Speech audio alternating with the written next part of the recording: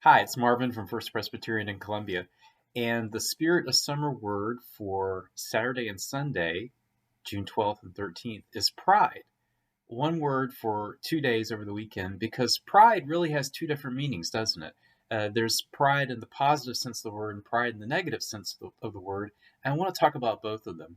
First of all, in a negative sense, pride has to do with uh, feeling superior, looking down on other people, um, faulting people for not living up to your high expectations for their moral or character development, and maybe even giving ourselves credit for our own good works or moral character and not giving God credit for working within us to bring about good.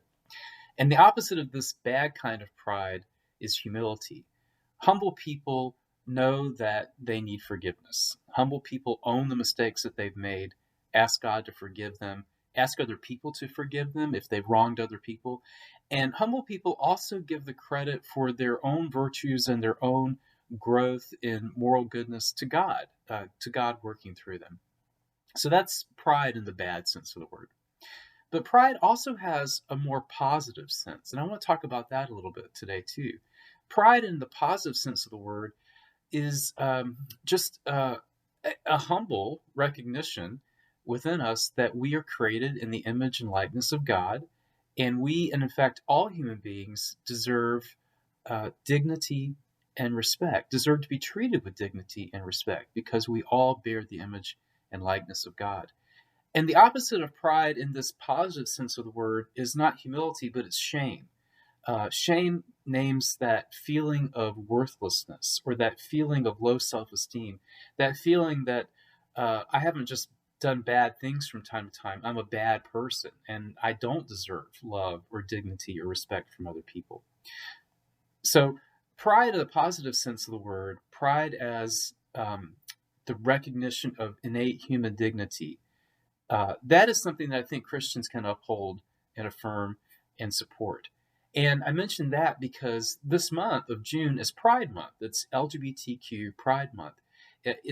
June has been a month for years and decades when lesbian, gay, bisexual, and transgender people have affirmed that they too are created in the image of God and that they are worthy of respect and worthy of the same human dignity that is granted to all other people.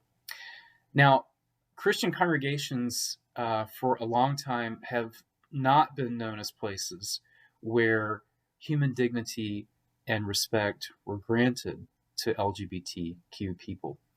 But that is beginning to change. And I want to share a little bit of information about that as regards to our own congregation, First Presbyterian in Columbia, Missouri. Our congregation session, which is our governing board, recently adopted a statement on inclusion and diversity. And it reads, First Presbyterian Church embraces all people.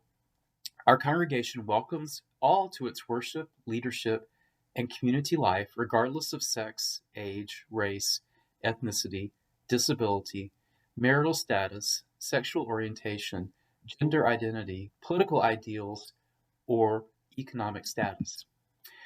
So, if you identify with the LGBTQ community, and if you are seeking a relationship with God and would like to seek God in the community of other seekers, know that there are Christian congregations out there who will welcome you and will affirm your innate dignity and worth as a human being, as a child of God, bearing the image of God. We invite you to check us out. Worship with us online at youtube.com/FPC Columbia, or worship with us in person at 9:30 or 11 on Sundays at 16th Hit Street in Columbia.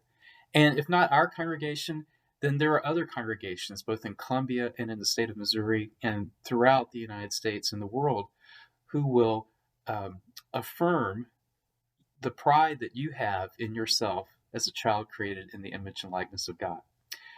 We'd love to travel with you, and we'd uh, love to have you join us as we seek to follow Jesus Christ together. Take care, and God bless.